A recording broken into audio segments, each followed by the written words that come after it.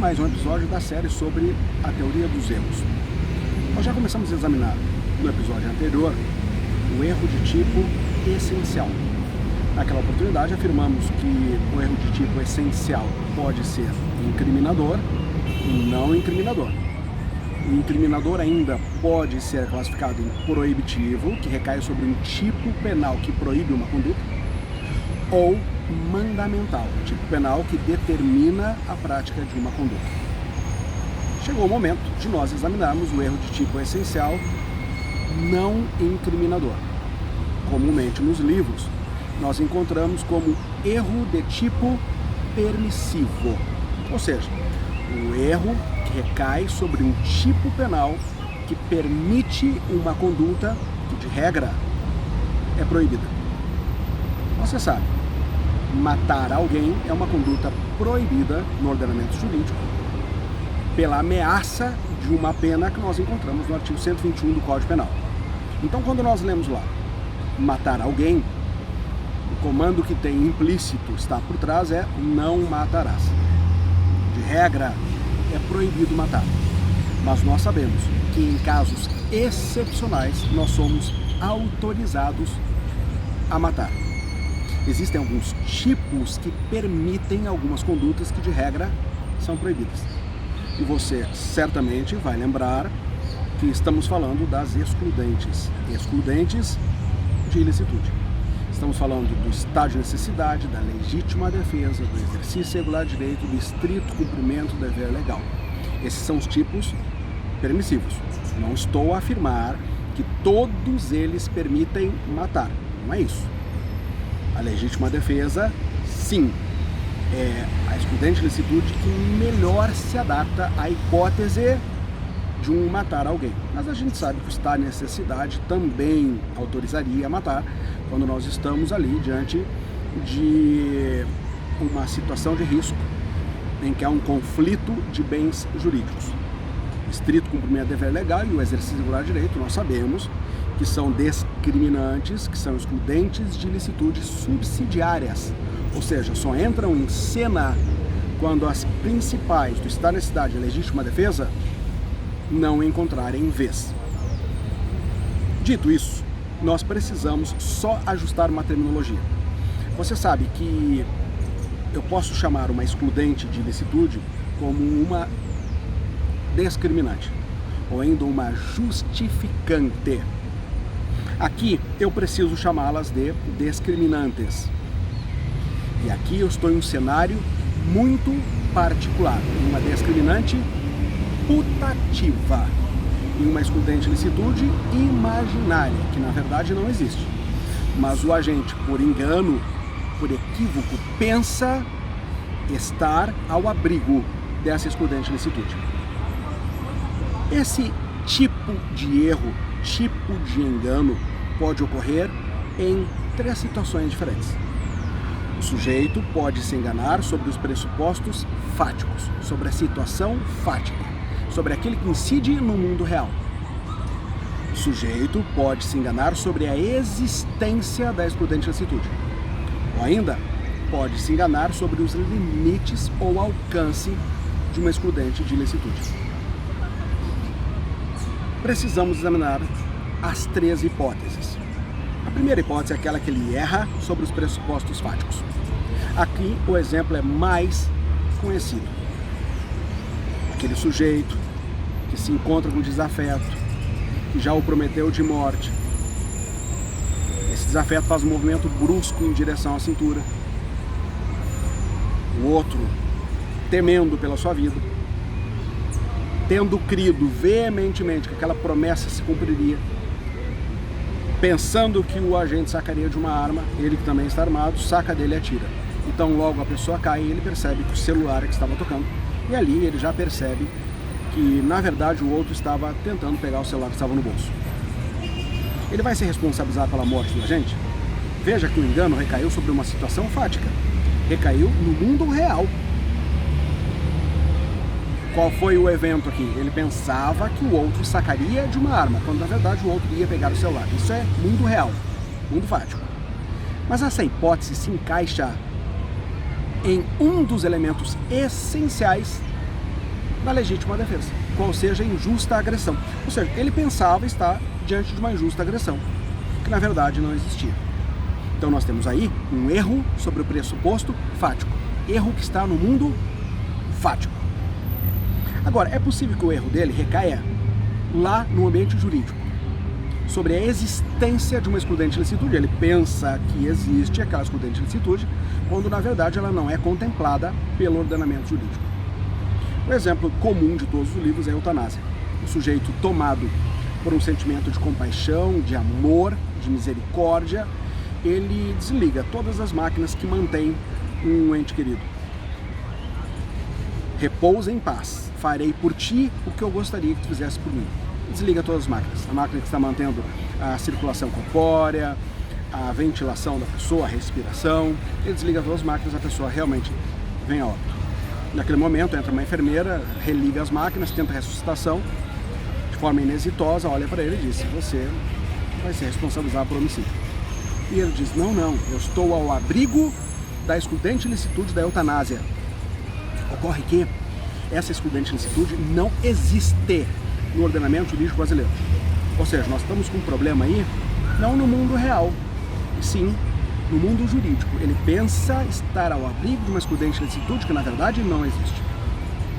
A terceira hipótese de erro se dá em uma excludente licitude que ele sabe que existe, mas que não vai tão longe quanto ele pensa que vai. E isso é mais comum do que nós pensamos. Nós vamos encontrar no nosso Brasilzão afora pessoas que acreditam firmemente que encontrando a pessoa quem ela ama em infidelidade conjugal, em adultério, que ele pode matar em nome da legítima defesa da honra. A frase é: cachorro veleiro só matando. Então ele pensa que sim, pode matar. A outra hipótese bem comum de nós encontrarmos é que a pessoa acredita veementemente que se ela encontrar alguém dentro da sua casa, ela pode matar. Se encontrar um ladrão dentro da sua casa, independentemente das circunstâncias, o sujeito estava lá de sunga,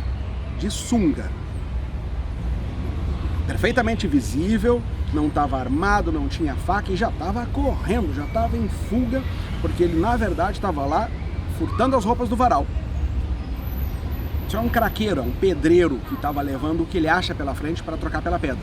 Estava lá tentando tirar a bicicleta da corrente, estava lá soltando o botijão de gás. Só que o pátio era comprido. E o dono da casa estava preparado para isso. Ele tinha uma 12. E aí a caça estava correndo pelo pátio, ele fez a mira, bom de mira, deu um tiro pelas costas, pegou pulmão e cabeça. Arrancou a cabeça do sujeito. E ele, muito vaidoso, que conseguiu matar ainda dentro do pátio, porque ladrão dentro do pátio a gente pode matar. Ou seja, nesses dois casos, matar em caso de adultério ou matar o ladrão dentro do pátio, lembremos, né? No antigo direito israelita, nós encontramos, aliás, no Pentateuco, direito romano também, a possibilidade de matar ladrão dentro de casa, no período noturno, ou com rompimento de obstáculo. Então, existia a possibilidade disso. Nosso ordenamento jurídico não alberga essa hipótese. Então veja só, nós temos 3 hipóteses de erro. Na primeira ele errou sobre uma situação fática. E nas outras 2 sobre situações jurídicas. Como é que ficam esses erros? Que tratamento vão receber esses erros? Aqui a coisa é um pouquinho mais complexa. Existem 2 teorias. Existe uma teoria chamada teoria extremada da culpabilidade que diz assim: todas essas hipóteses correspondem a erro de proibição. Todas essas hipóteses configuram um erro de proibição indireto. Esse erro de proibição incide lá na culpabilidade, incide lá na potencial consciência da ilicitude. E aí vai ter o erro, o tratamento do artigo 21 do Código Penal. Se o erro for inevitável e invencível, o sujeito é isento de pena, porque ele não tem potencial consciência da ilicitude, não tem culpabilidade, se não tem culpabilidade é isento de pena. E se o erro for vencível, ele tem uma diminuição de pena. Essa é a teoria extremada. A teoria extremada diz assim: esses 3 erros são um erro de proibição. Já a teoria limitada da culpabilidade diz assim: aquele erro que recai sobre pressuposto fático no mundo dos fatos, foi o primeiro exemplo que eu dei lá na legítima defesa, confusão de celular e arma, isso é erro de tipo. Isso é erro de tipo, recebe o tratamento do artigo 20 do Código Penal. Só que não é mais caput, agora é 20 parágrafo 1º. mas a consequência é a mesma. Se o erro for invencível, exclui-se dolo e culpa, mas se for vencível, afasta o dolo e subsiste responsabilidade a título de culpa se houver modalidade culposa prevista para isso.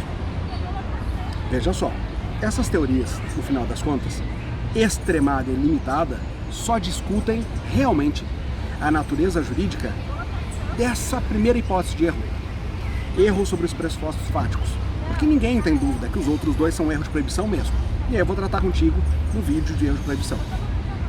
Qual a teoria que tem vencido no direito penal brasileiro? Embora nós ainda encontremos vozes isoladas, entendendo que a teoria seria extremada, prevalece que o Código Penal, a partir da reforma da parte geral ocorrida em 1984, adotou a teoria limitada.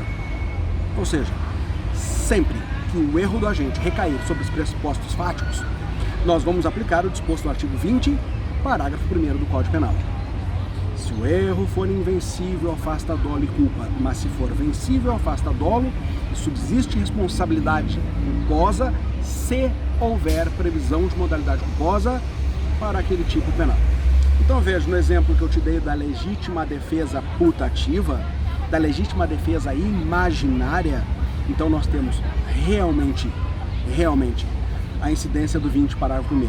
Se o juiz constatar que naquela confusão que ele fez entre vai sacar uma arma ou vai pegar o celular, que era invencível, que era bem razoável que ele tivesse feito o que fez, o juiz afasta dolo e culpa e, por conseguinte, não tem responsabilização criminal alguma. Agora, se o juiz constatar que era vencível, foi afoito, poderia ter esperado um pouquinho mais, ele vai ser responsabilizado por homicídio culposo. Afinal das contas, o tipo penal de homicídio tem previsão de modalidade culposa. Então nós temos aqui o chamado erro de tipo essencial permissivo. Você já viu, é um erro que recai sobre os pressupostos fáticos de uma excludente de ilicitude. E, por conseguinte, as consequências são as do erro de tipo, as mesmas do erro de tipo proibitivo, do erro de tipo mandamental. Por que são as mesmas?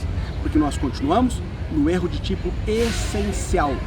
Sempre que estivermos diante do erro de tipo essencial, ele afeta dolo e pode subsistir responsabilidade a título de culpa. Agora, quando nós evoluímos para o erro de tipo acidental, que é o nosso próximo vídeo, aí nós vamos verificar que ele nunca afastará a responsabilidade penal do agente. O agente sempre será responsabilizado. Eu percebo que a movimentação está crescendo à minha volta aqui, a escola parece estar se aproximando de mim, mas nós já vencemos o que precisávamos vencer acerca do erro de tipo essencial permissivo. Se você perdeu alguma parte, volte, ouça novamente. As palavras foram colocadas, os exemplos na medida certa. Elas indicam o que tem que indicar. Espero que você esteja aproveitando bastante essa série. Nosso vídeo já quase chega a 15 minutos, mas não tem como abreviar aquilo que é tão complexo. Muito obrigado pela companhia de sempre, um grande abraço, até o próximo episódio.